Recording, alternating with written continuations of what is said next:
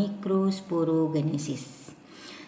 Mikrosporogenesis itu adalah pembentukan mikrospora atau sel kelamin jantan pada tumbuhan.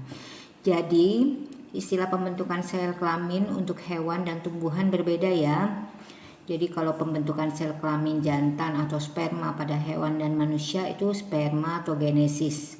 Sedangkan pada tumbuhan disebut dengan mikrosporogenesis. Nah, mikrosporogenesis itu prosesnya terjadi di dalam kepala sari. Kepala sari itu adalah bagian dari benang sari. Nah, di dalam kepala sari itu terdapat kantung serbuk sari yang di dalamnya terdapat mikrosporosit, yaitu induknya mikrospora.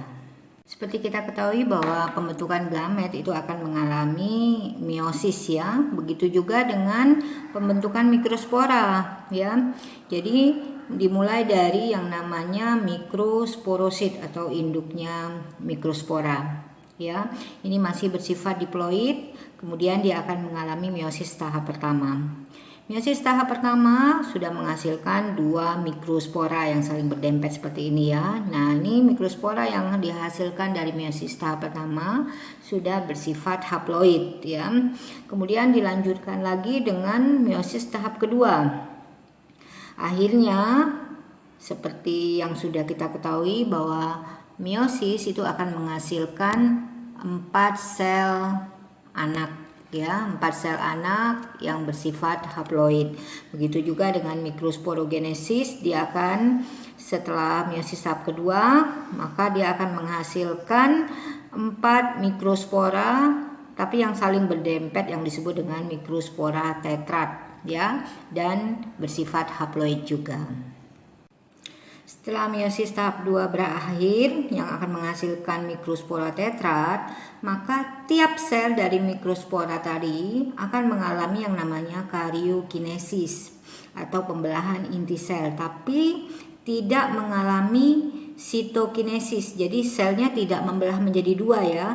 Yang membelah menjadi 2 adalah inti selnya ya. Sehingga setiap sel itu akan menghasilkan 2 inti yang haploid juga ya. Nah, setiap inti ini disebut dengan inti. Ini inti generatif ya. Inti generatif. Kemudian yang ini disebut dengan inti vegetatif. Nah, sekarang inti generatif itu akan mengalami karyokinesis kembali, yaitu pembelahan inti sel ya. Jadi inti generatif itu akan membelah menjadi inti generatif 1 dan inti generatif 2. Inti vegetatifnya tetap ya. Sehingga proses mikrosporogenesis itu akan menghasilkan 4 sel anakan atau mikrospora yang haploid yang di dalam setiap mikrospora itu terdapat 3 inti sel, yaitu inti generatif 1, inti generatif 2 dan inti vegetatif. Nah, setiap inti itu mempunyai fungsi. Inti vegetatif itu berfungsi untuk menunjukkan arah bagi inti generatif saat memasuki bakal buah atau bakal biji ya. Sedangkan inti generatif 1 dia akan membuahi ovum. Dia akan membuahi ovum di dalam bakal biji ya, sehingga akan menjadi zigot. Kemudian inti generatif 2 fungsinya adalah dia akan membuahi IKLS atau inti kandung lembaga sekunder ya. Singkatan dari IKLS adalah inti kandung lembaga sekunder yang akan menghasilkan endosperma. Endosperma ini adalah cadangan makanan bagi zigot. Megasporogenesis. Nah, megasporogenesis itu adalah salah satu jenis gametogenesis pada tumbuhan, yaitu pembentukan sel kelamin atau megaspora pada tumbuhan ya. Nah, megasporogenesis ini terjadi di ovarium atau bakal buah, tepatnya di bakal biji atau ovulum. Jadi ingat ya, pembentukan sel kelamin betina pada tumbuhan beda istilahnya dengan pada hewan dan manusia. Kalau pada hewan dan manusia itu disebut dengan oogenesis. Oh ya, ovarium dan ovulum atau bakal biji itu terdapat di dalam putik ya. Karena itu alat kelamin betina pada tumbuhan disebut juga putik ya. Nah, sekarang kita masuk ke proses megasporogenesis. Seperti halnya pembentukan alat kelamin pada umumnya, maka megasporogenesis pun juga mengalami yang namanya meiosis ya. Jadi dimulai dari induknya megaspora, yaitu namanya megasporosit yang bersifat diploid ya. Nah, megasporosit ini akan mengalami meiosis tahap pertama sehingga menghasilkan megaspora yang sudah bersifat haploid ya. Kemudian dilanjutkan dengan meiosis tahap kedua yang akan menghasilkan megaspora, 4 megaspora yang bersifat haploid juga yang berderet ya. Kemudian megaspora yang terbentuk dari hasil meiosis tahap kedua, ada 4 ini, tiganya akan mengalami degenerasi. Jadi ini mengalami degenerasi. Jadi yang terbentuk cuma satu saja yang akan nantinya menjadi kandung lembaga matang.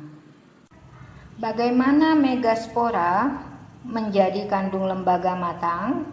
Maka dia akan mengalami yang namanya karyokinesis dari 1 sampai 3. Nah, karyokinesis masih ingat kan? Karyokinesis adalah pembelahan inti sel, tapi tidak disertai dengan pembelahan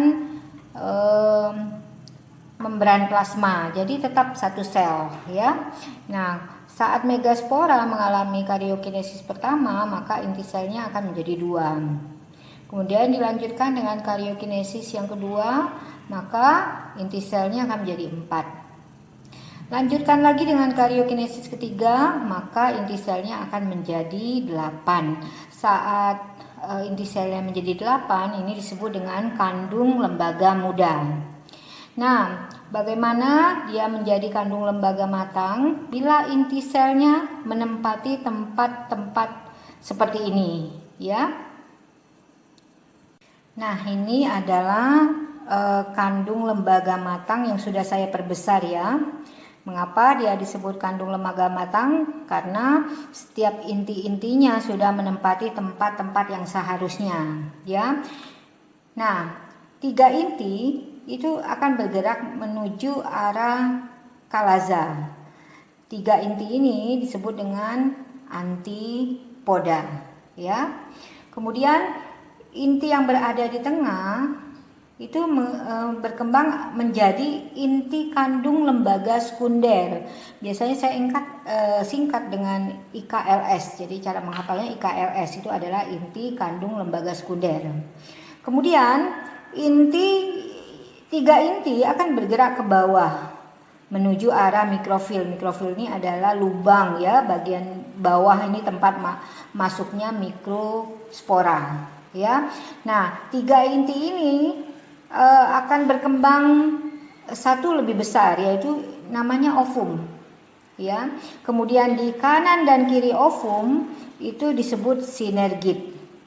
Nah, kalau inti sel sudah menempati tempat seperti ini, maka dia disebut dengan kandung lembaga matang dan itu siap dibuahi ya. Jadi nanti ovum akan dibuahi oleh inti mikrospora, yaitu inti generatif 1 yang akan menghasilkan zigot. Kemudian IKLS akan dibuahi oleh inti generatif 2 pada mikrospora yang menghasilkan endosperma.